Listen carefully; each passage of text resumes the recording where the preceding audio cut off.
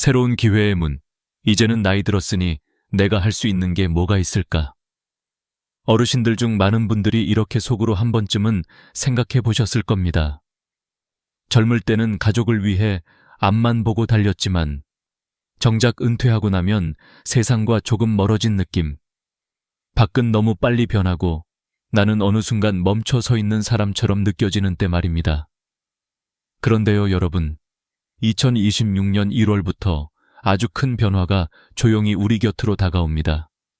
누구는 그 기회를 알아보고 당당하게 손을 뻗고 누구는 나 같은 사람이 뭘 하며 그대로 놓쳐버립니다. 이 차이가 어떤 결과를 만드는지 우리는 이미 평생 살아오며 많이 보아왔죠. 이번에 시작되는 시니어 경력 활용 일자리 사업은 단순히 일자리가 늘었다가 아닙니다. 어르신들의 경험을 다시 사회의 중심으로 초대하는 제도입니다. 다시 말해, 여러분이 살아오며 겪은 일들, 그 수많은 일상의 선택, 책임, 배려, 인내, 그 모든 것이 이제는 돈이 됩니다. 생각해 보십시오. 우리는 평생을 가족을 위해 살아왔습니다. 회사에서, 논과 밭에서, 시장에서, 학교에서, 공장에서 땀을 흘리며 버티고 견디고 지켜냈습니다. 그런데 은퇴를 하고 나면 그 소중한 경험이 마치 한순간에 쓸모 없어지는 것처럼 취급받곤 했습니다. 다 끝난 거 아니야? 이제 쉬어야지. 배울 것도 없고 할 것도 없지. 하지만 그건 사실이 아니었습니다. 오히려 지금 이 사회는 경험이 많은 사람, 공감할 줄 아는 사람, 말 한마디에 따뜻함이 묻어나는 사람을 간절히 필요로 하고 있습니다. 특히 요즘 사회는 너무 빠릅니다. 너무 생산적이고 효율적이기만 합니다. 사람보다 숫자를 먼저 보죠. 하지만 어린이와 노약자, 상담과 돌봄, 안내와 대화가 필요한 공간에서는 따뜻한 손과 느리지만 깊은 눈이 필요합니다. 그게 바로 어르신들입니다. 이번 사업은 여러분을 도움을 받는 사람이 아니라 함께 사회를 지키는 사람으로 바라봅니다. 그리고 이것이 중요한 이유는 돈 때문만이 아니라 존재감의 회복 때문입니다. 사람은 누구나 누군가에게 필요하다는 느낌이 들 때 살아 있습니다. 내가 누군가를 돕고 있다. 내가 아직 쓰임이 있다. 내가 이 사회의 일원이다. 이 감각이 무너지는 순간 마음이 먼저 늙기 시작합니다. 여러분은 이미 알고 있습니다. 몸이 늙는 것보다 더 무서운 것은 마음이 멀어지는 것이라는 걸요. 그래서 이번 기회는 단순한 일자리가 아닙니다. 삶을 다시 연결하는 통로입니다. 새로운 곳에서 새로운 사람들과 이야기하며 나의 경험을 나누고 또 그 속에서 삶의 리듬을 다시 찾는 것. 여유로운 하루 속에 3시간만 천천히, 부드럽게, 그러나 분명히 나의 자리를 지키는 시간. 이것이 앞으로 다가올 변화의 첫걸음입니다. 그리고 이건 아주 늦은 것도 아니고 너무 이른 것도 아닙니다. 딱 지금입니다. 왜냐하면 65세 이후의 삶은 끝이 아니라 또 한 번의 인생의 시작이기 때문입니다. 우리가 20대 때는 앞으로 무엇을 살아갈지 고민했고 40대 때는 가족을 책임지기 위해 버텼고 60대가 되면 이제는 나를 위한 선택을 해야 할 때입니다. 돌아보면 살아온 시간은 이미 훌륭했습니다. 힘든 날도 있었고 외로운 날도 있었지만 그건 모두 이 자리까지 오기 위한 과정이었습니다. 따라서 이번 기회는 나도 다시 한번 움직여볼까? 내가 살아온 시간을 누군가에게 나눠볼까? 이 질문에 대답할 수 있는 아주 현실적이고 구체적인 길입니다. 지금 마음속에 작게나마 용기가 스치고 있다면 그건 여러분이 아직 살아있다는 증거입니다. 새로운 문이 열렸습니다. 이제 들어갈 차례입니다. 문이 아직 열려 있을 때. 우리가 일자리를 고를 때 가장 먼저 생각하는 것은 결국 2가지입니다. 얼마를 벌 수 있는가, 그리고 얼마나 힘들지 않은가. 특히 나이가 들수록 시간과 에너지는 더욱 소중해지지요. 예전에는 일자리를 얻기 위해 체력, 속도, 경쟁이 필요했다면 이제는 경험, 배려, 꾸준함이 더 큰 가치로 인정받는 시대가 왔습니다. 이번 시니어 경력 활용 일자리 사업의 가장 큰 변화는 바로 월급과 근무 시간에서 드러납니다. 예전의 노인 일자리 다들 기억하실 겁니다. 한 달에 27만 원, 많아야 30만 원 남짓. 솔직히 말하면 약값 조금 내고 버스 몇 번 타면 사라지는 돈이었습니다. 게다가 일은 어땠나요?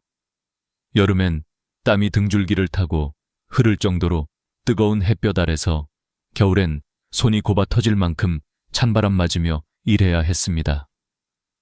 그 고생에 그 돈이라면 차라리 안 하지. 많은 어르신들이 한번 해보고는 이렇게 포기하셨습니다. 몸은 힘든데 보상은 적으니 마음이 남는 게 없었던 거죠. 하지만 이번 사업은 다릅니다. 완전히, 확실하게, 눈에 보이게 다릅니다. 먼저 월급입니다. 월 75만 원 이상. 여기에는 기본 활동비뿐 아니라 주유수당까지 포함됩니다. 1년 동안 꾸준히 근무하시면 총 800만 원 가까이 가능합니다. 이제는 생활비 걱정을 조금 내려놓을 수 있는 수준입니다. 작은 사치도 할 수 있고, 손주에게 과자 하나 더 쥐어줄 수 있고, 오랜만에 친구 만날 때 커피 한 잔을 기분 좋게 살 수도 있습니다. 어떤 분들은 이렇게 말씀하실 수도 있습니다. 그래도 75만 원이 큰 돈인가? 하지만 여기에는 중요한 심리적 차이가 있습니다. 내가 번 돈이라는 것. 누구에게 미안할 필요도 없고, 눈치를 볼 필요도 없고, 설명할 필요도 없습니다. 그저 당당하게 통장으로 들어오는 나의 월급. 그 감정은 이 나이가 되어보면 금액이 아니라 존재의 가치로 다가옵니다. 두 번째는 근무 시간입니다. 하루 3시간. 그것도 내가 가장 편한 시간대로 선택 가능. 오전 9시 1, 2시 혹은 오후 1시 4시. 그저 하루 중 가장 여유로운 시간에 잠시 다녀오면 됩니다. 점심 전이면 점심 전에 끝내고, 오후에 시간이 좋으면 오후에 다녀오면 됩니다. 그리고 무엇보다 중요한 점, 대부분 실내 근무입니다. 더 이상 계절과 싸우지 않아도 됩니다. 비가 오든 눈이 오든 바람이 불든 쾌적한 환경에서 편안하게 일할 수 있습니다. 여기서 잠깐. 왜 이런 변화가 생겼을까요? 단지 복지 차원이 아닙니다. 정부는 이제 어르신들을 노동의 주체로 다시 바라보기 시작했습니다. 도움을 받는 대상이 아니라 사회에 여전히 기여할 수 있는 경험 전문가로 인정한다는 뜻입니다. 그리고 이건 단지 돈과 시간이 좋아졌다는 의미를 넘어 우리가 살아온 세월의 무게가 존중받기 시작했다는 신호입니다. 예를 들어볼까요? 젊은 사람은 속도와 힘이 있을지 모릅니다. 하지만 사람을 이해하는 능력, 말 한마디에 묻어나는 온기, 상대의 마음을 편안하게 만드는 분위기는 오랜 세월을 살아온 사람만이 가질 수 있는 능력입니다. 이 능력은 숫자로 계산되지 않지만 사람의 삶에 가장 깊이 스며드는 가치입니다. 그래서 이번 일자리는 경험이 자산인 사람들을 위한 자리입니다. 돈을 조금 더 버는 것이 목적이 아니라 내 삶의 리듬을 되찾는 것이 핵심입니다. 사람은 규칙적인 일상 속에서 건강을 지킵니다. 하루에 일정한 시간에 일어나고, 움직이고, 대화하고, 웃고, 만나는 시간. 이 리듬이 무너지면 몸도 마음도 빠르게 약해지지만 다시 회복하면 표정부터 달라지고 건강이 돌아옵니다.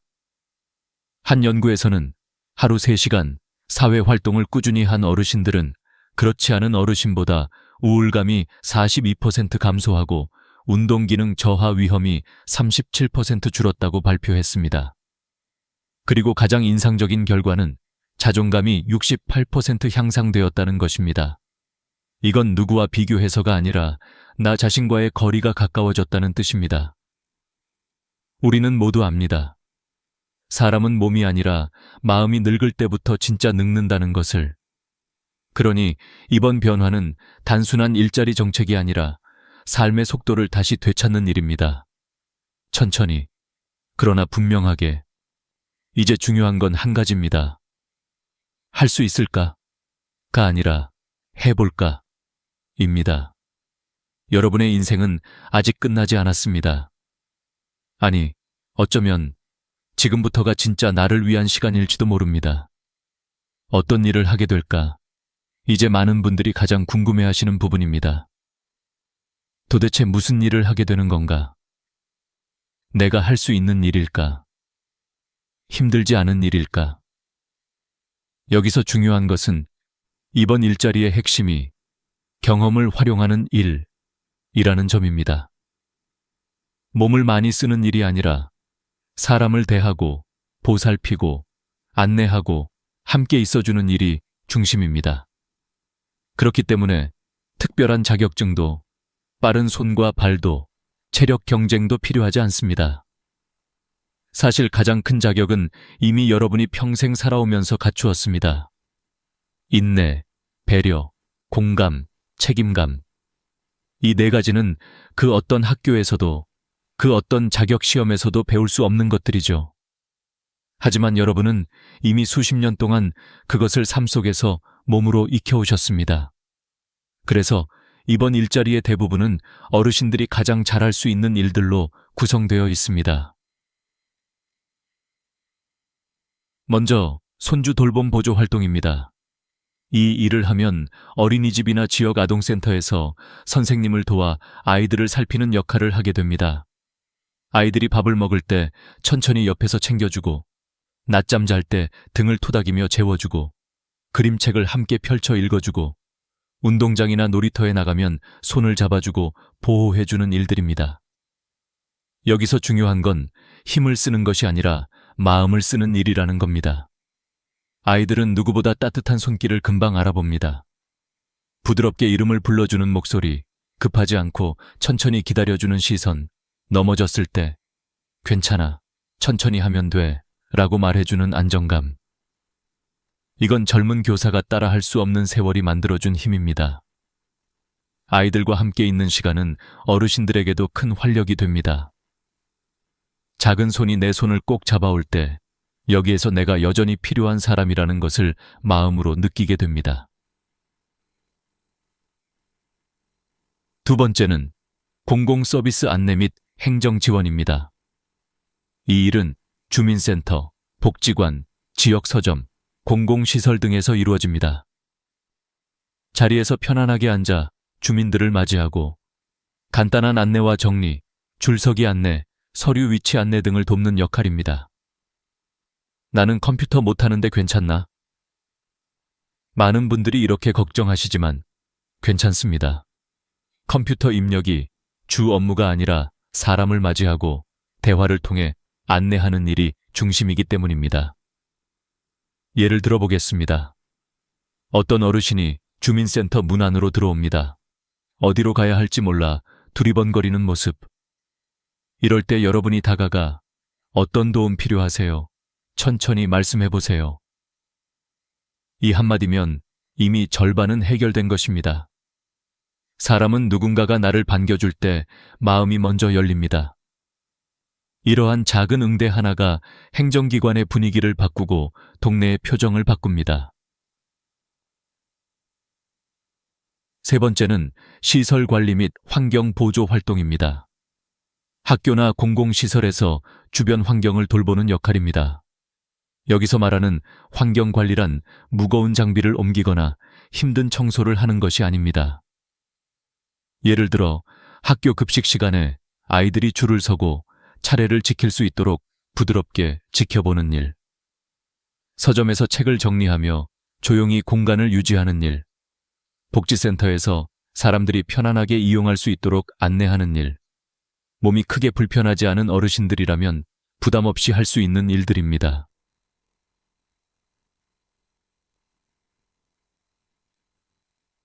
여기서 중요한 점은 이 일들이 단순한 노동이 아니라는 것입니다.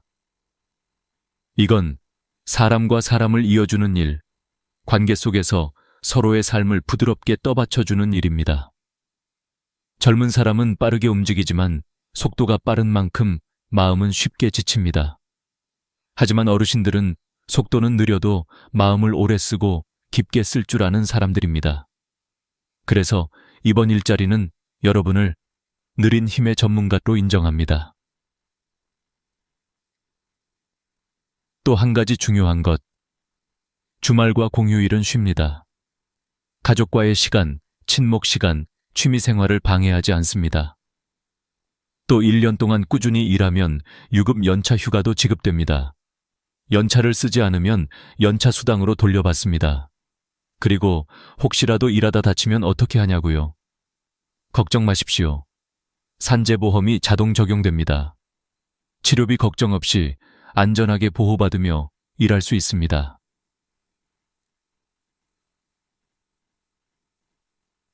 이쯤 되면 마음속에 질문이 하나 생길 겁니다.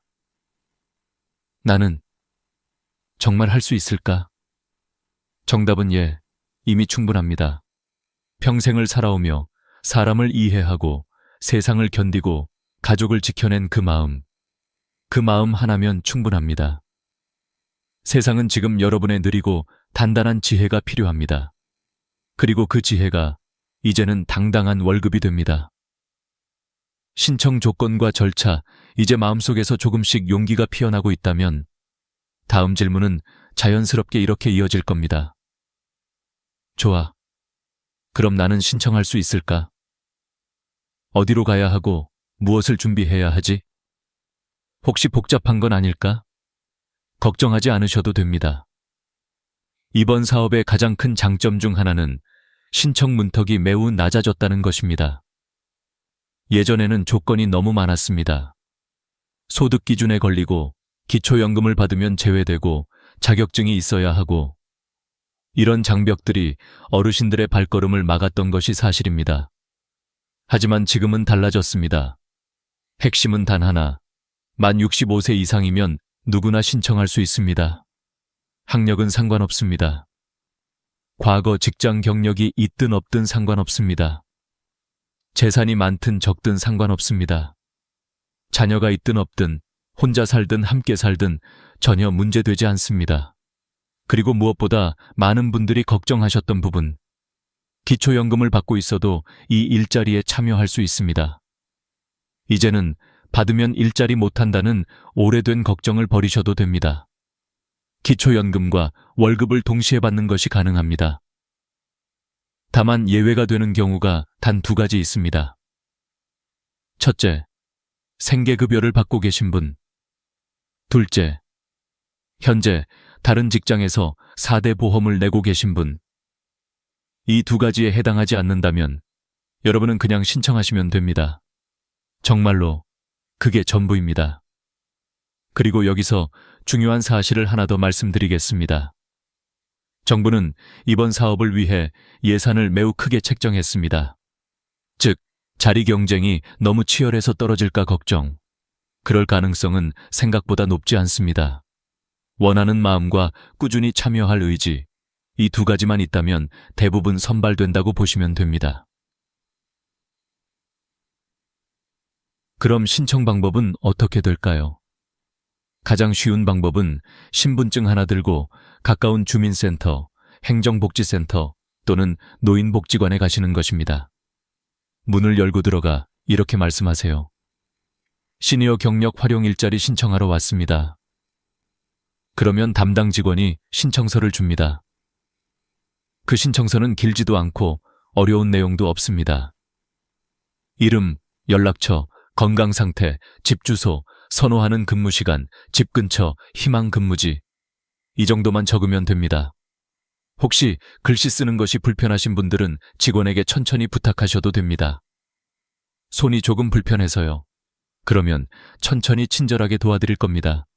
그러라고 있는 사람들입니다. 그 신청 시기 또한 중요합니다. 2025년 12월부터 전국적으로 모집 접수가 시작됩니다. 여기서 가장 중요한 팁 하나. 선착순은 아니지만 먼저 신청한 사람이 더 유리합니다. 왜냐하면 지자체는 신청서를 검토할 때 먼저 들어온 신청서부터 배정 우선순위를 고려하기 때문입니다. 즉, 같은 조건이라면 빨리 신청한 사람이 먼저 선택됩니다. 그러니 조금 있다가 하지 뭐 라고 미루지 마십시오. 미루는 건 기회를 잃는 가장 쉬운 방법입니다. 그리고 또 하나 반드시 기억해야 할 팁. 신청서에 희망 근무지 1순위, 2순위, 3순위를 꼭 적어야 합니다. 이거 정말 중요합니다. 왜냐하면 여러분은 하루 3시간씩 매일 출퇴근을 하셔야 합니다. 집에서 너무 먼 곳을 배정받으면 일을 시작하기 전에 이미 지치게 됩니다. 가장 좋은 장소는 집에서 걸어서 갈 수 있는 거리입니다. 혹은 버스로 현대 15분 내 이동할 수 있는 곳. 자신의 생활에 맞춰 선택하면 일이 습관처럼 자연스럽게 자리 잡습니다. 그리고 신청할 때 하나 더 중요한 것이 있습니다. 솔직함. 상담할 때 이렇게 말하십시오. 무리하게 힘든 일은 못합니다. 사람들과 이야기하는 건 잘합니다. 아이들 보는 건 익숙합니다. 앉아서 하는 일이라면 자신 있습니다. 이렇게 말해주셔야 여러분에게 맞는 일자리가 정확히 배정됩니다. 억지로 참아가며 일하는 건 오래가지 않습니다. 하지만 나에게 잘 맞는 일을 하게 되면 그 일은 노력이 아니라 생활의 일부가 됩니다. 여기서 아주 중요한 한 문장. 여러분은 누군가의 부담이 아니라 누군가에게 꼭 필요한 사람입니다. 신청은 자신을 증명하는 절차가 아니라 자신을 다시 사회의 자리로 데려오는 과정입니다.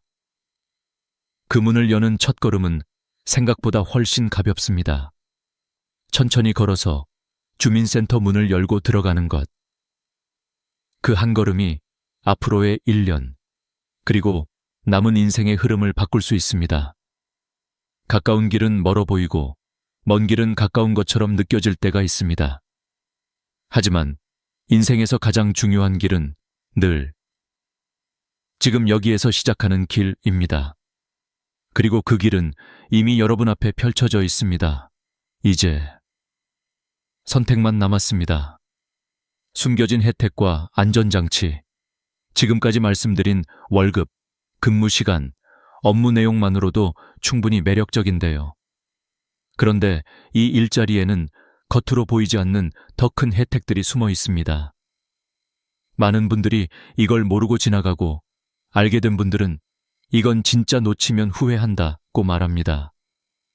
왜냐하면 이 혜택들은 돈보다 더 큰 삶의 안정감을 주기 때문입니다. 먼저 가장 중요한 소식. 기초연금 그대로 받습니다. 일을 하면 기초연금 깎이는 거 아니야. 그동안 이렇게 걱정하셨죠? 하지만 이번 사업은 기초연금에 영향을 거의 주지 않습니다. 즉, 기초연금은 기초연금대로 받고 일자리 월급은 월급대로 받습니다. 이건 생각보다 큰 차이를 만듭니다. 예를 들어 기초연금으로 30만 원, 여기에 일자리 월급 75만 원이 더해지면 월 105만 원 이상이 됩니다. 연간 기준으로 보면 1,200만 원 이상의 자립소득을 갖게 되는 것입니다. 누구에게도 미안할 필요 없는 나의 돈, 내 손으로 번 돈. 이 감정은 단순한 숫자가 아닙니다. 존엄입니다. 자존심입니다. 스스로를 지탱하는 힘입니다. 그리고 두 번째 혜택. 산재보험이 자동 적용됩니다. 혹시라도 일하다가 다치면 어떡하지? 연세 있으신 분들이 제일 걱정하시는 부분입니다. 하지만 걱정하지 않으셔도 됩니다. 만약 근무 중 다치는 일이 생기면 치료비는 국가에서 책임집니다.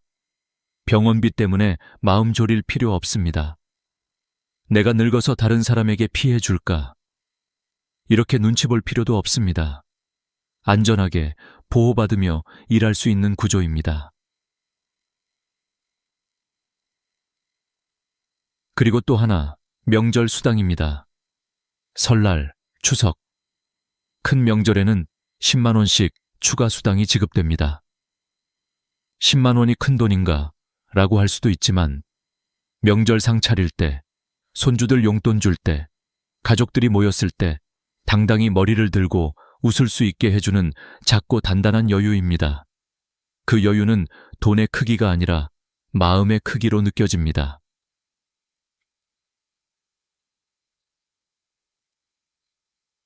네 번째 혜택은 사회적 연결입니다. 사람은 혼자 있을 때 마음이 무너집니다. 집 안에서 TV만 보며 시간을 보내다 보면 시간이 흐르는지도 모르게 됩니다. 움직이지 않으면 몸도 굳고, 말하지 않으면 마음도 다치고, 만나지 않으면 세상과 멀어집니다. 하지만 이번 일자리의 구조는 사람과 사람이 자연스럽게 연결되도록 설계되어 있습니다. 아침에 옷을 갈아입고 나가 누군가와 대화를 하고, 누군가의 손을 잡아주고, 누군가의 고개 끄덕임을 받고 돌아오는 하루. 그 하루가 쌓이면 표정이 달라지고, 걸음이 달라지고, 숨쉬는 리듬이 달라집니다. 웃는 시간이 조금씩 늘어나고, 머릿속이 환해지고, 몸이 가벼워집니다. 건강은 단번에 좋아지는 것이 아닙니다. 살아가는 방식이 바뀔 때 따라오는 선물입니다. 다섯 번째 혜택은 자존감의 회복입니다. 사람은 내가 누군가에게 도움이 되는 존재라고 느낄 때 살아있음을 느낍니다. 내가 가서 아이를 달래주면, 내가 안내해준 누군가가 고맙다고 인사하면, 내가 함께 있어주는 것만으로 누군가가 편안해진다면, 그 순간 나는 단순히 일하는 것이 아니라 누군가의 하루를 지탱해주는 사람이 됩니다. 이 힘은 평생을 책임감으로 살아온 어르신들이 가장 잘 알고 있는 힘입니다. 어떤 사람은 인생에서 큰 돈을 남기고 떠나지만 어떤 사람은 따뜻함을 남기고 떠납니다. 그리고 따뜻함은 시간이 지나도 지워지지 않습니다. 여섯 번째 혜택은 삶의 활력입니다. 하루 3시간. 너무 많지도 않고 너무 적지도 않은 시간. 집에만 있을 때는 시간이 흐르는지 느끼기 어렵습니다. 하지만 나가서 사람을 만나고 움직이고 웃고 함께 있다 보면 하루가 다시 하루처럼 느껴집니다. 그리고 그 하루가 쌓이면 일주일이 되고 1년이 되고 새로운 인생의 흐름이 만들어집니다. 이 모든 혜택의 핵심은 하나입니다. 이 일자리는 몸을 쓰는 일이 아니라 마음을 쓰는 일이라는 것. 그리고 마음을 쓰는 일은 조급할 필요가 없고, 경쟁할 필요가 없고, 버티거나 견딜 필요도 없습니다. 그저 천천히, 부드럽게, 사람답게, 삶을 다시 내게 맞는 속도로 걸어가는 일입니다. 그 속도가 바로 여러분의 속도입니다. 인생의 후반부를 다시 그리다. 우리는 어느 순간 이런 생각을 하게 됩니다. 이제 나는 살아온 날이 앞으로 살아갈 날보다 많겠구나. 그 생각이 마음 한켠을 서늘하게 만들기도 합니다. 하지만 어르신 여러분, 살아온 시간이 길다는 것은 그만큼 더 단단한 인생을 가지고 있다는 뜻입니다. 세월은 사람을 약하게 만들기도 하지만 동시에 그 사람을 깊게 만듭니다. 여러분이 걸어온 길, 그 길 위에는 눈물도 있고 웃음도 있고 희생도 있고 포기가 아닌 버팀이 있었습니다. 그래서 인생의 후반부는 무너진 자리를 바라보는 시간이 아니라 다시 나를 일으켜 세우는 시간입니다. 일자리를 시작하신 어르신들이 종종 이런 말씀을 하십니다. 집에만 있을 땐 내 마음이 늙어가는 느낌이었는데 다시 나가서 사람을 만나니 얼굴부터 살아나더라고. 처음에는 조금 불안하고 어색할 수 있습니다. 오랜만에 새로운 공간, 새로운 사람들, 새로운 생활 패턴. 하지만 사람은 익숙함보다 적응하는 존재입니다. 조금만 시간이 지나면 길을 찾고 자리를 만들고 역할을 찾아갑니다. 그건 여러분이 이 세상을 살아오며 이미 증명한 능력입니다. 어르신들이 가장 많이 변화하는 부분은 표정입니다. 처음에는 조금 굳어있고 조심스럽고 말수가 적습니다. 하지만 아이의 손을 잡고 산책을 도와주거나 주민센터에서 누군가에게 의자를 안내해주거나 공공시설에서 천천히 책을 정리하거나 그 작은 순간들을 반복하게 되면 눈빛과 미소가 자연스럽게 살아납니다. 사람은 누군가에게 필요한 존재로 느껴질 때 가장 깊이 살아있음을 경험합니다. 그리고 여러분이 이 일자리를 선택하는 가장 큰 이유는 사실 돈이 아닙니다. 돈은 그저 문을 여는 열쇠일 뿐입니다. 진짜 이유는 나는 아직 살아있고 내 삶은 지금도 계속되고 있고 나는 여전히 누군가를 따뜻하게 만들 수 있는 사람이다. 이 사실을 다시 확인하고 싶은 마음입니다. 사람은 나이를 먹는 것이 아닙니다. 시간 속에서 모양이 달라지는 것입니다. 예전에는 속도가 필요했고 경쟁이 필요했고 가족을 지키기 위한 강함이 필요했습니다. 하지만 지금은 속도가 아니라 깊이, 경쟁이 아니라 연결, 강함이 아니라 따뜻함이 필요합니다. 그리고 이 모든 것은 여러분 안에 이미 있습니다.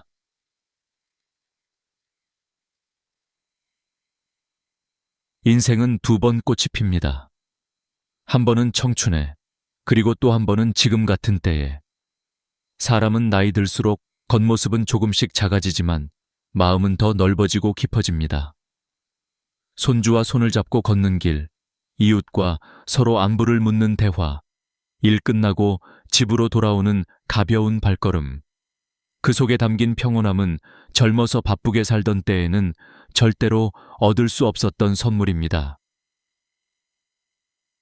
지금까지의 삶이 누군가를 위해 달려온 삶이라면 이제부터의 삶은 나를 위한 삶이어야 합니다. 아침에 일어나는 이유가 생기고 외출할 옷을 고르는 즐거움이 있고 누군가와 웃으며 하루를 나누는 시간이 있다면 그건 이미 삶이 다시 피어나고 있다는 신호입니다. 이 사업은 어르신에게 새로운 미래를 약속하는 프로젝트가 아닙니다. 대신 이미 여러분 안에 있던 삶의 힘을 다시 깨워주는 기회입니다. 그리고 제가 오늘 드리고 싶은 마지막 한마디는 이것입니다. 지금부터도 늦지 않았습니다. 정말 전혀 늦지 않았습니다. 우리는 살아온 날보다 남은 날을 더 진하게 만들 수 있습니다. 그 시작은 거창하지 않습니다. 단 한 걸음입니다. 집 문 앞에서 신발을 신고 주민센터 문을 열고 들어가는 그 단순한 한 걸음.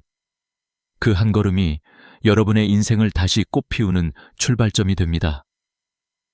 여러분의 시간은 여전히 아름답고 여전히 귀하고 여전히 살아있습니다. 이제 새로운 계절이 여러분 앞에 와 있습니다. 문은 열려 있고 들어갈 수 있는 기회는 지금입니다. 오늘 이 영상이 여러분의 마음에 작은 용기로 남기를 바랍니다. 감사합니다. 그리고 다음 이야기에서도 여러분의 삶에 따뜻한 길을 함께 비춰드리겠습니다. 좋아요와 구독 부탁드립니다. 여러분의 응원이 이 채널을 계속 살아있게 만듭니다. 오늘도 건강하시고 마음 편안한 하루 보내세요. 갑작스런 입금의 함정. 아침에 휴대폰을 열었는데 알림 하나가 들어옵니다. 입금 1,000원. 이름도 처음 보는 사람입니다. 처음엔 누가 실수했나 보다 하고 넘기고 싶지만 바로 여기서부터 조심해야 합니다. 이유 없이 내 통장에 들어오는 돈은 없습니다. 차고 송금일 수도 있지만 요즘은 일부러 돈을 넣어두고 상대의 통장을 묶어버리는 수법이 있습니다. 문제는 우리가 아무 행동도 하지 않았는데도 단 몇 시간 만에 결제 이체, 자동이체까지 전부 멈춰버릴 수 있다는 점입니다. 왜 이런 일이 생길까요? 은행은 보이스피싱 피해 신고가 접수되면 피해가 더 확산되지 않도록 먼저 지급을 정지합니다. 신고한 사람이 실제 범인인지 피해자인지 은행은 즉시 판단하기 어렵기 때문에 일단 관련 거래를 멈춰놓고 사실관계를 확인하는 절차부터 밟습니다. 이때 돈을 받은 쪽 통장도 연쇄적으로 묶이는 일이 생깁니다. 나한테 들어온 돈이 범죄와 연결되었을 가능성이 생겼다는 이유만으로요. 그래서 난 잘못이 없다는 설명만으로는 바로 풀리지 않습니다. 기록과 증거, 그리고 정해진 절차가 필요합니다. 더 까다로운 점은 사기범들이 우리의 심리를 잘 안다는 것입니다. 돈이 들어오면 누구나 당황합니다. 보낸 사람한테 연락해서 돌려주면 되겠지 하고 생각하기 쉽습니다. 그런데 바로 그 행동이 위험합니다. 모르는 사람과 직접 연락을 주고받는 순간 대화 내용이 엮여 나중에 오해를 살 수 있습니다. 심지어 돈을 다시 보내면 자발적 이체 내역이 남아 의심 거래로 분류될 수 있습니다. 좋은 의도였는데 왜 문제가 되느냐 하는 억울함이 남겠지만 시스템은 선의와 악의를 구분해주지 않습니다. 제일 먼저 남는 것은 흔적이고 그 흔적이 때로는 우리에게 불리하게 작용합니다. 그래서 갑작스런 입금은 손대지 말고 먼저 신고부터 해야 합니다. 최근에는 통장을 일부러 묻게 만드는 사례가 늘고 있습니다. 누군가에게 앙심을 품고 보복하려는 목적으로 또는 단순한 장난처럼 돈을 넣어둔 뒤 피해 신고를 넣어 상대 통장을 멈추게 만드는 겁니다. 이른바 통장 묻기 대행 같은 악질 서비스까지 온라인에 떠돈다는 보도도 있습니다. 겉으로 보면 돈을 보낸 사람이 손해를 보는 것 같지만 실제로는 신고를 통해 모든 계좌를 멈추게 하여 상대의 생활을 크게 흔드는 방식입니다. 자동이체가 끊기고 카드 결제가 막히고 연금 급여 입금이 들어오지 않는다면 그 불편과 경제적 타격은 생각보다 큽니다. 어르신들뿐 아니라 20대 취준생, 30, 40대 직장인, 자영업자까지 누구나 당할 수 있다는 점이 더 무섭습니다. 나는 조심하니까 괜찮다고 넘길 문제가 아닙니다. 그렇다면 왜 3시간이 중요할까요? 신고가 접수되어 지급정지 시스템이 돌아가기까지 보통 몇 단계 확인이 필요하지만 요즘은 전산이 빨라져 초단 시간에 동결 절차가 진행됩니다. 우리가 먼저 은행, 금감원, 경찰에 나는 이 거래와 무관하다는 선제 신고 기록을 남겨야 하는 이유가 바로 여기에 있습니다. 같은 사건이라도 누가 먼저 기록을 남겼는지가 나중에 큰 차이를 만듭니다. 아직 신고가 안 들어왔다는 단계에서 우리가 미리 알리고 사건 번호를 확보하면 추후 분쟁에서 억울함을 덜 수 있고 지급정지 자체를 막거나 범위를 최소화할 가능성이 커집니다. 반대로 몇 시간만 미루다 보면 이미 정지가 걸리고 그 다음부터는 풀기 위한 증거 싸움이 시작됩니다. 갑작스런 입금은 또 다른 유혹을 동반합니다. 지금 급해서 그런데 반만 돌려주시면 신고 취소하겠다는 연락이 오기도 합니다. 서둘러 문제를 끝내고 싶다는 우리의 조바심을 노리는 말입니다. 그러나 조건부 이체는 두 번째 함정입니다. 돈을 보내는 순간 사건의 양상이 달라지고 돌려받기 어려울 뿐 아니라 우리에게 불리한 해석이 붙습니다. 또한 문자 메신저로 오가는 대화는 조작되기 쉽고 그 내용을 우리가 전부 통제할 수도 없습니다. 그래서 원칙은 단순합니다. 연락하지 않는다, 이체하지 않는다, 스스로 해결하지 않는다. 이 3가지만 지켜도 큰 위험을 피할 수 있습니다. 여기서 중요한 건 상식적인 불편함을 감수하는 태도입니다. 나와 무관한 돈이 들어왔을 때 빨리 돌려주고 끝내자는 생각은 상식적으로 맞아 보입니다. 하지만 금융사기 환경에서는 상식이 우리를 지켜주지 않습니다. 절차가 지켜줍니다. 공식 번호로 전화를 걸고 상담 기록을 남기고 입금 내역을 캡처하고 필요시 경찰서에서 사실 확인서를 받는 것. 조금 번거롭지만 이것이 내 통장을 지키는 가장 안전한 길입니다. 특히 어르신일수록 문자 링크를 누르지 말고 가족이나 가까운 사람에게 먼저 알려 함께 확인하는 습관이 필요합니다. 혼자서 해석하고 결정하려다 실수를 키우는 경우가 많기 때문입니다. 또 하나 기억해야 할 점은 앱 보안과 기기 관리입니다. 금융앱은 항상 최신 버전으로 업데이트하고 잠금 비밀번호를 주기적으로 바꾸어야 합니다. 통화 자동 녹음 설정, 문자 전체 화면 캡처 방법을 미리 알아두면 실제 상황에서 허둥대지 않습니다. 가족과의 비상 연락 규칙을 정해두는 것도 좋습니다. 예를 들어 의심 거래가 보이면 바로 가족 단톡에 알리기, 은행, 금감원, 경찰, 공식 번호를 전화부 상단에 고정해두기 같은 작은 습관이 큰 사고를 막습니다. 예방은 거창한 기술이 아니라 자잘한 생활 수칙에서 시작됩니다. 지금 이 순간에도 누군가의 계좌로 낯선 돈이 들어가고 있을 겁니다. 어떤 분은 에이 설마 하며 지나치고 어떤 분은 바로 신고해 스스로를 지켜냅니다. 두 사람의 차이는 운이 아니라 준비와 판단의 속도입니다. 왜 나한테 이런 돈이 들어왔지? 라는 의심이 드는 즉시 우리는 해야 할 일을 알고 있어야 합니다. 손대지 않고 연락하지 않고 기록을 남기고 공식 창구로 알리는 것. 이 단순한 순서를 잊지 않는다면 갑작스런 입금은 더 이상 함정이 되지 않습니다. 작은 당황을 잘 다스리면 큰 피해를 막을 수 있습니다. 그리고 그 침착함이 여러분의 평생 재산과 신용을 지켜줍니다. 우리가 선택할 수 있는 길은 명확합니다. 불분명한 돈과 직접 거래하지 않는 것, 절차를 믿고 따르는 것, 그리고 혼자 끙끙 앓지 않는 것. 갑작스런 입금의 진짜 정체는 대개 시험지 같은 것입니다. 당황한 사람은 틀리고 준비된 사람은 마칩니다. 다음 장에서 우리는 이 시험을 통과하는 시간표와 순서를 차근차근 살펴보겠습니다. 중요한 건 겁먹지 않는 태도입니다. 알고 있으면 두렵지 않습니다. 모르는 상태로만 두려운 법입니다. 3시간의 전쟁, 낯선 입금 문자를 보고 이상하다 느낀 순간부터 사실상 시간과의 싸움이 시작됩니다. 많은 분들이 조금 있다가 은행 가서 이야기해야겠다, 점심 먹고 처리해야지 하고 생각하십니다. 그런데 이 짧은 미루기가 상황을 완전히 뒤집어 놓을 수 있습니다. 왜냐하면 통장이 묶이는 속도는 우리가 상상하는 것보다 훨씬 빠르기 때문입니다. 요즘 금융 시스템은 보이스피싱 피해 확산을 막기 위해 의심되는 거래가 포착되면 자동으로 정지 조치를 진행합니다. 문제는 이 정지 조치가 내 의지와 상관없이, 그리고 내가 잘못을 하지 않아도 걸릴 수 있다는 점입니다. 지급 정지는 단순히 잠시 이체가 안 되는 수준이 아닙니다. ATM 출금, 계좌 이체, 자동 이체, 카드 결제까지 전부 멈춥니다. 심지어 앱에 로그인하는 것 자체가 막히기도 합니다.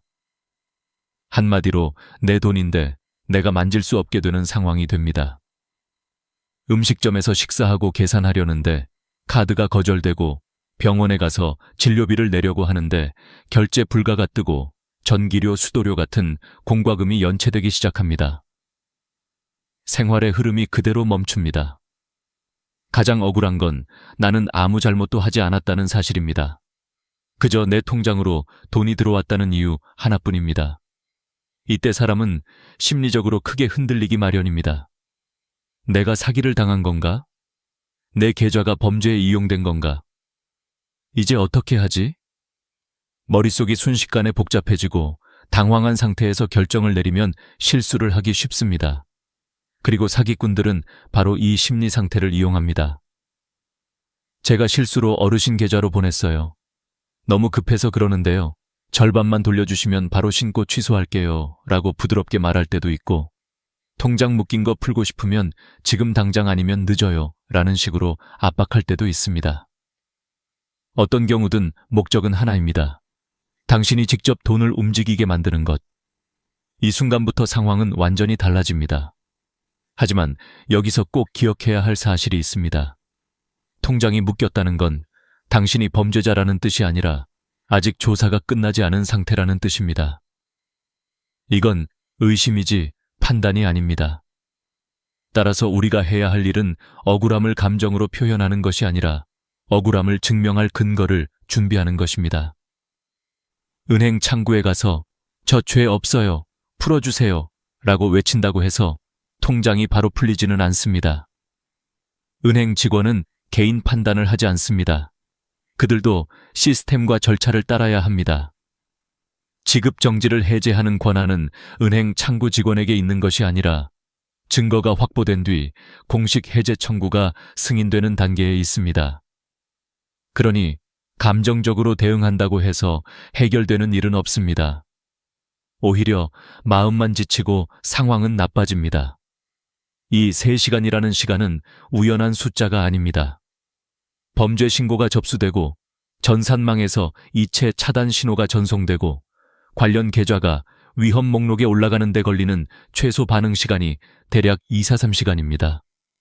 따라서 송금자가 신고하기 전에 내가 먼저 신고한 기록을 남기는 것이 핵심입니다. 선제 신고가 남아있으면 추후 조사 과정에서 이 사람은 처음부터 이 거래와 무관하다는 의사를 명확히 표현했다는 매우 중요한 근거가 됩니다. 반대로 아무 조치도 하지 않고 지나간 시간은 불리하게 남습니다. 왜 신고하지 않았는가? 왜 입금 사실을 인지하고도 행동하지 않았는가? 이 질문에 명확히 대답하지 못하면 절차는 더 길어집니다. 이것이 바로 3시간의 무게입니다. 단순한 시간의 흐름이 아니라 신용과 자산, 그리고 자존감이 연결되어 있는 시간입니다. 여기서 한 가지 중요한 심리적 포인트가 있습니다. 사람은 예상하지 못한 상황이 발생하면 머리가 먼저 반응하는 것이 아니라 감정이 먼저 반응합니다. 놀람, 혼란, 부정, 회피. 그리고 그 사이에 시간은 계속 지나갑니다. 그러나 이 시간을 침착함과 절차적 대응으로 바꾸면 공포와 불안은 확신과 안정감으로 바뀝니다. 그래서 우리는 미리 알아야 합니다. 미리 알면 당황하지 않습니다. 당황하지 않으면 실수하지 않습니다. 실수하지 않으면 피해를 막을 수 있습니다. 3시간은 짧지만 그 안에서 할 수 있는 일은 명확하고 그 행동들이 여러분의 평생 재산을 지킬 수 있습니다. 다음 부분에서 우리는 절대로 해서는 안 되는 행동과 왜 그것이 치명적인 결과를 낳는지 차근차근 살펴보겠습니다. 절대 하면 안 되는 행동. 낯선 돈이 통장에 들어왔을 때 사람들이 가장 먼저 하는 실수는 상식적으로 해결하려고 한다는 것입니다. 상식적으로 생각하면 보낸 사람에게 돌려주면 되겠지, 연락해서 사과받고 처리하면 되겠지 라고 생각합니다. 하지만 금융사기 상황에서는 이 상식이 오히려 우리를 위험으로 몰아넣습니다. 특히 직접 연락, 임의 환불, 혼자 해결하기, 이 3가지는 절대로 해서는 안 되는 행동입니다. 우선 첫 번째로 송금자와 직접 연락하는 행동입니다. 사기꾼들은 우리의 마음을 아주 잘 알고 있습니다. 갑자기 전혀 모르는 돈이 들어오면 누구나 혼란스럽고 문제를 빨리 해결하고 싶어집니다. 이때 그들은 죄송합니다, 실수로 보냈어요 라고 다정하고 예의 있게 접근합니다. 심지어 어머니, 아버지 같은 호칭을 사용하며 친근감을 주기도 합니다. 처음에는 정중하게 말하지만 대화가 길어질수록 요구는 분명해집니다. 제가 신고를 취소하려면 지금 30만 원만 먼저 보내주셔야 해요. 제가 너무 급한 상황이라 먼저 조금만 도와주세요. 이렇게 상대가 좋은 사람이라고 믿게 만든 뒤 자발적으로 돈을 보내도록 유도합니다. 문제는 여기서 돈을 보내는 순간 기록상으로는 서로가 자발적으로 금전 거래를 한 관계가 됩니다. 이 말은 피해자였던 우리가 스스로 의심 거래에 연루된 사람처럼 보일 수 있다는 뜻입니다. 사기꾼의 한마디에 선의로 움직였을 뿐인데 법적으로는 공범이나 가담자처럼 해석될 위험이 생깁니다. 그리고 이렇게 되어버리면 은행이나 금융감독원, 경찰은 우리가 주장하는 선의를 믿어주기 어렵습니다. 왜냐하면 시스템은 의도보다 거래의 흔적을 기준으로 판단하기 때문입니다. 두 번째로 돈을 돌려보내는 행동입니다. 남의 돈이 들어왔으니 돌려줘야지 하는 건 당연한 생각입니다. 그러나 이 상황에서 바로 송금하면 그 행위 자체가 범죄 행위에 부역한 것으로 오해받을 수 있습니다. 송금 내역이 남는 순간 누군가가 저 사람은 보이스피싱 조직원이다 라고 신고하면 우리는 스스로 자신의 손으로 증거를 남긴 꼴이 됩니다. 실제로 통장을 묻기 사기에서 가장 흔한 피해는 억울한 공범 전환입니다. 본인은 선의였지만 시스템은 그렇게 보지 않는 것이죠. 세 번째로 혼자 해결하려는 행동입니다. 많은 분들은 피해 사실을 가족에게 말하는 걸 부끄럽게 여기거나 경찰서에 가는 것을 부담스러워합니다. 그래서 그냥 조용히 해결하려고 합니다. 그러나 이 과정에서 사기꾼은 더 깊이 개입합니다. 지금 신고하면 더 꼬입니다. 저만 믿으시면 돼요. 신고하면 어르신이 오히려 처벌받습니다. 이런 말들을 던지며 생각할 시간을 빼앗고 판단력을 흐리게 만듭니다. 혼자 고민하는 동안 시간은 계속 흘러가고 우리는 점점 불리한 상황으로 밀려납니다. 사기 피해는 지식이 부족해서가 아니라 혼자 버티려고 해서 커집니다. 이건 절대 부끄러운 일이 아닙니다. 누구라도 당할 수 있습니다.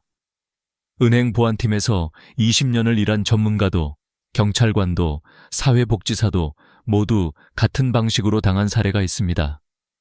사기꾼은 똑똑해서 이기는 게 아니라 우리를 급하게 만들기 때문에 이깁니다. 그렇다면 왜 직접 연락하고 바로 돌려주는 행동이 가장 위험할까요?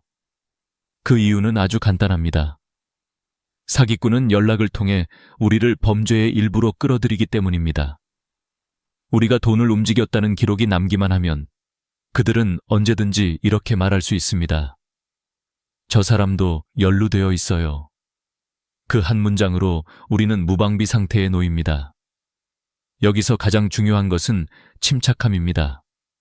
통장이 묶였다고 해서 내가 범죄자라는 뜻도 아니고 내가 잘못했다는 뜻도 아니고 내 재산이 영원히 사라졌다는 뜻도 아닙니다. 하지만 잘못 대응하면 그 순간부터 문제는 증거의 싸움이 아니라 해명해야 하는 싸움으로 바뀝니다. 해명은 힘들고 오래 걸립니다. 증거는 명확하고 빠릅니다. 그래서 우리는 문제를 감정으로 해결하는 것이 아니라 증거와 절차로 해결해야 합니다.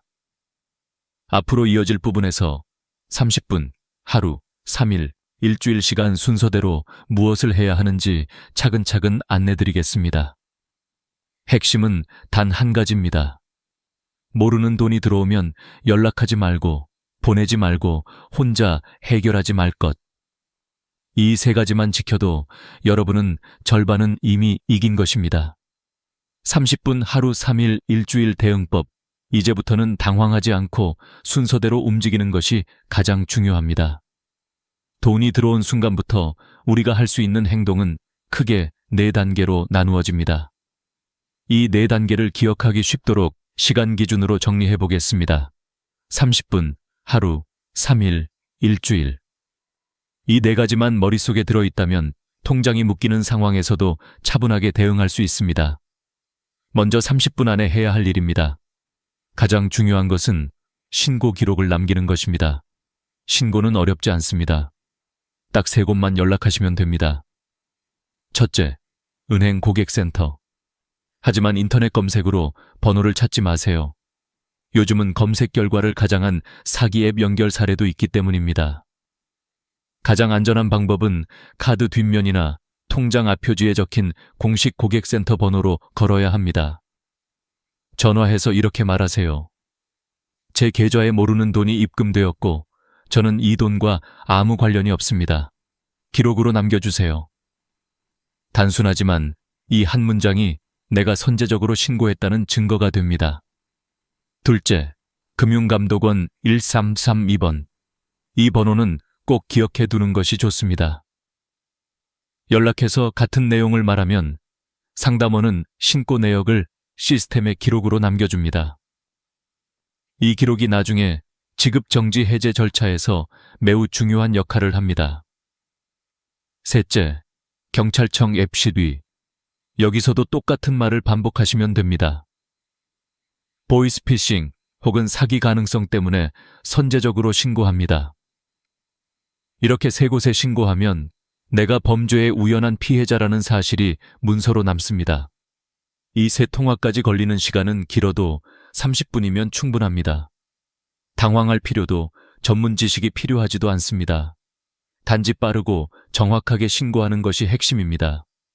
그 다음은 하루 안에 해야 할 일입니다. 바로 증거 수집입니다.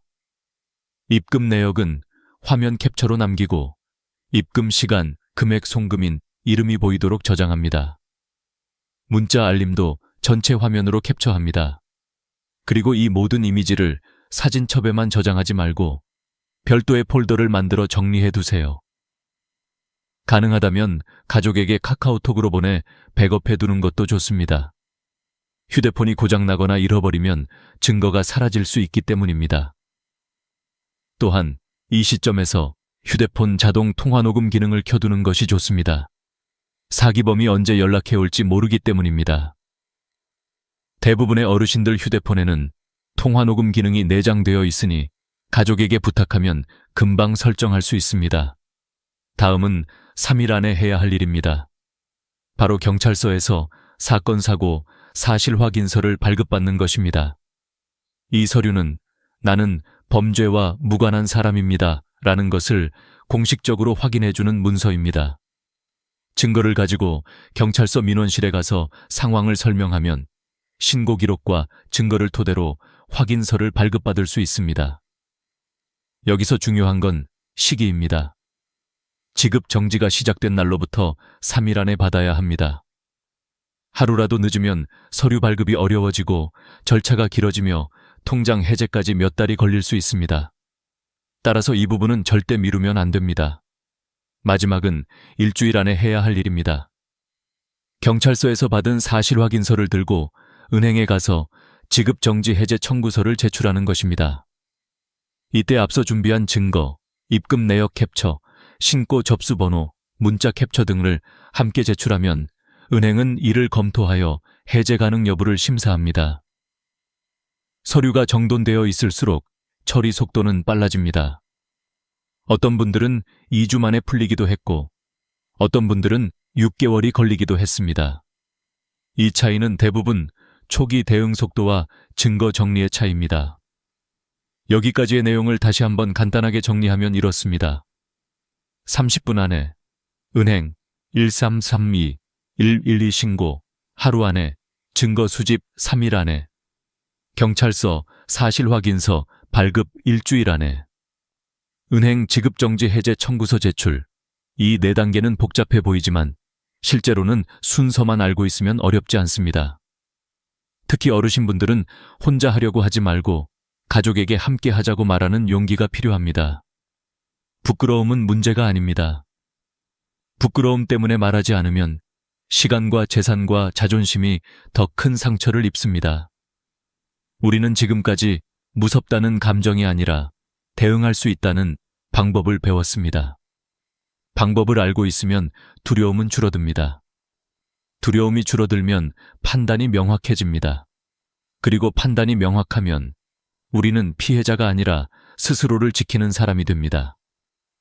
이제 다음 부분에서는 실제로 이 과정을 통해 통장을 지켜낸 분들의 공통점을 살펴보겠습니다. 그 이야기는 여러분의 마음을 조금 더 단단하게 만들어줄 것입니다. 끝까지 통장을 지켜낸 사람들의 공통점, 이제는 실제로 이 상황을 이겨낸 사람들의 이야기를 살펴볼 차례입니다. 우리는 앞에서 원칙과 절차를 배웠습니다. 하지만 사람 마음은 원칙만으로 움직이지 않습니다. 누군가는 당황해서 시간을 놓치고 누군가는 겁이 나서 아무것도 못하고 누군가는 설마 나한테 그런 일이라며 무시합니다. 그런데 같은 상황 속에서도 빠르게 해결한 사람들에는 분명한 공통점이 있습니다. 그 공통점은 지식이나 재산, 나이나 학력이 아니라 단 4가지의 태도였습니다. 먼저 상황을 있는 그대로 받아들인 태도입니다. 서울에 사시는 67세 한미순 어르신 이야기를 떠올려 봅시다. 어르신 통장에 130만 원이 갑자기 들어왔고 3시간 후 통장이 묶였습니다. 많은 분들이라면 이렇게 생각했을 겁니다. 내가 뭘 잘못했다고? 억울한데 일단 은행 가서 따져야지. 하지만 한미순 어르신은 감정보다 현실을 먼저 인정했습니다. 통장이 묶였다는 건 절차가 시작되었다는 뜻이다. 그러면 지금 내가 할 일은 억울함을 말하는 것이 아니라 증거를 준비하는 것이다. 이 차이가 모든 것을 바꾸었습니다. 감정은 폭발하는데 해결은 멀어지는 상황에서 한 어르신은 스스로를 지켜내는 선택을 하신 겁니다. 두 번째 공통점은 도움을 요청할 줄 알았다는 것입니다. 많은 분들이 문제를 가족에게 알리는 것을 부끄럽게 여깁니다. 나이가 몇인데 이런 걸 당해? 괜히 애들한테 걱정 끼치기 싫어. 하지만 이런 생각 때문에 더 큰 피해가 생깁니다. 반대로 한미순 어르신은 바로 아들에게 전화를 걸었습니다. 아들은 침착하게 말했습니다. 엄마, 지금부터는 감정이 아니라 기록이야. 내가 도와줄게. 혼자가 아니었다는 사실. 그것만으로 어르신은 무너지지 않았습니다. 누군가와 함께하면 판단이 흔들리지 않습니다. 우리가 기억해야 할 문장은 이겁니다. 부끄러움은 문제가 아니다. 침묵이 문제다.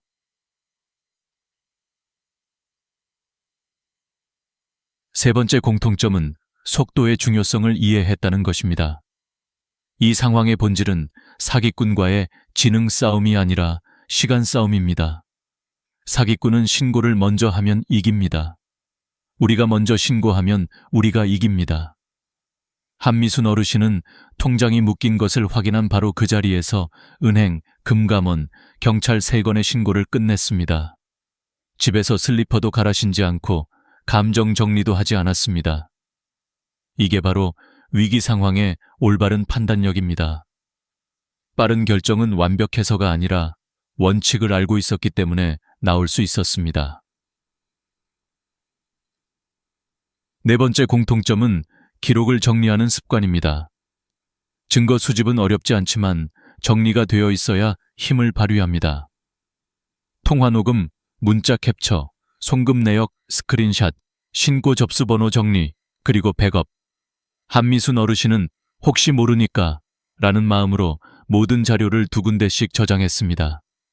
이 한마디는 단순한 습관이 아니라 평생 쌓아온 삶의 태도였습니다. 조심하는 마음, 소중한 걸 지키려는 마음, 자신을 보호하는 마음. 이 마음이 사람을 지켜줍니다. 여기서 중요한 이야기를 하고 싶습니다. 이런 대응법은 나이가 들었다고 해서 더 어려운 것이 아닙니다. 오히려 젊은 사람들보다 어르신들이 더 잘 해낼 수 있습니다.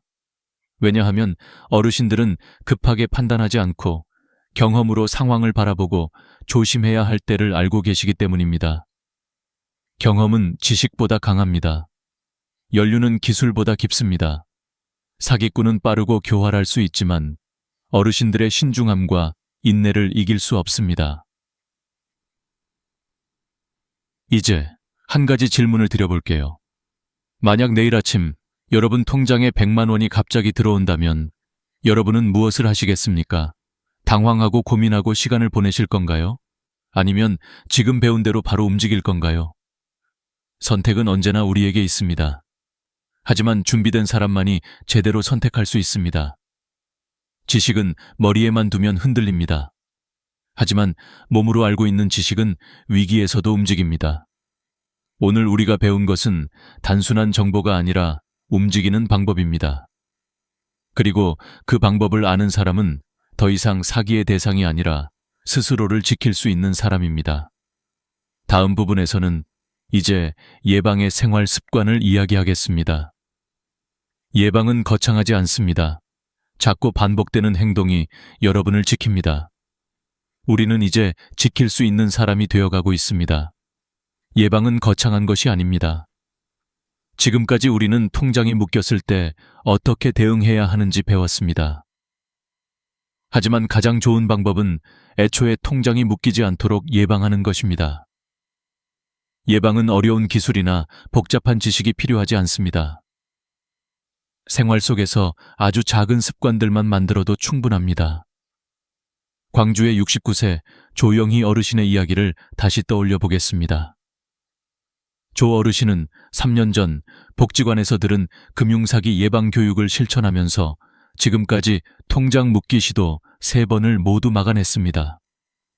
조 어르신이 특별히 똑똑해서가 아니었습니다. 그저 습관을 만들었을 뿐입니다. 첫 번째 습관은 매일 아침 통장 잔액 확인입니다. 하루에 10초면 됩니다. 은행 앱을 열고 잔액이 변했는지, 어제와 다른 점이 있는지 확인하는 것.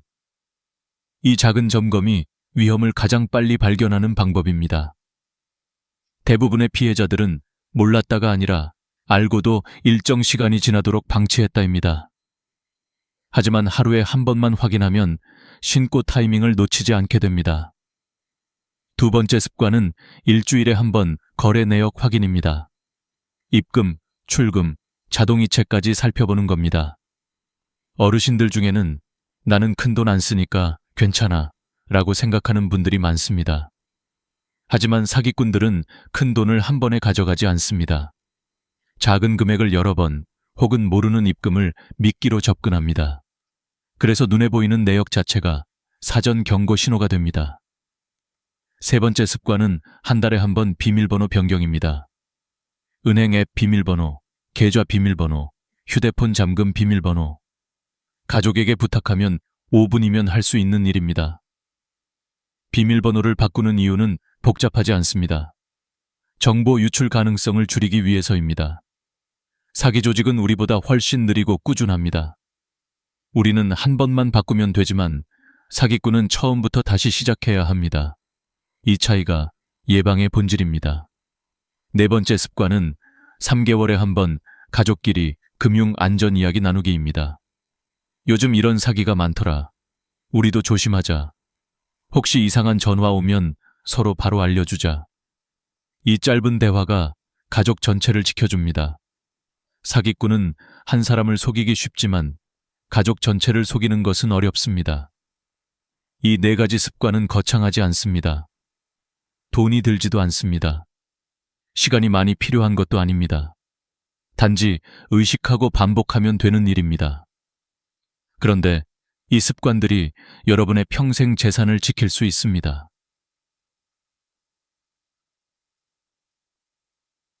여기서 한 가지 더 중요한 사실을 말씀드리고 싶습니다. 통장은 돈만 담고 있는 것이 아닙니다. 그 안에는 여러분의 평생의 시간, 노력, 땀, 희생, 가족의 미래가 함께 담겨 있습니다. 그래서 지켜야 합니다. 사기꾼은 돈을 노리는 것이 아니라 여러분이 평생 쌓아온 가치와 자존심을 흔드는 것을 노립니다. 부산의 70세 최명숙 어르신이 그랬습니다. 평생 아이들을 가르치시고 한 푼 두 푼 모아 3,200만 원을 만들어 놓으셨습니다. 하지만 통장이 묶인 순간 그 돈은 없는 돈이나 다름없었습니다. 돈이 있는데 쓸 수 없다는 것. 그 감정이 얼마나 절망스러운지 그분은 조용히 이렇게 말씀하셨습니다. 돈이 문제가 아니라 내가 못 지켰다는 마음이 더 아팠어요. 그 마음 저는 너무 잘 압니다. 그래서 지금 여러분께 진심으로 말씀드립니다. 여러분은 이미 지킬 수 있는 힘을 갖고 계십니다. 정보를 알았고, 절차를 배웠고, 사례를 들었고, 마음의 준비도 하셨습니다. 지금 이 순간부터 여러분은 더 이상 사기의 대상이 아닙니다. 스스로를 지킬 수 있는 사람입니다. 이제 마지막으로 여러분께 드리고 싶은 말이 있습니다. 오늘 영상이 끝났다고 해서 여러분이 배운 것이 사라지는 것은 아닙니다. 하지만 실천하지 않으면 아무것도 변하지 않습니다. 지금 바로 할 수 있는 일은 아주 간단합니다. 휴대폰에 은행 고객센터 번호, 금감원 1332, 경찰 112, 저장하기, 통장 잔액 확인하기, 가족 단톡에 말하기. 이런 사기가 요즘 많대. 우리 서로 알려주자. 오늘 이 세 가지만 하세요. 그러면 여러분은 이미 절반 이상 지켜낸 것입니다.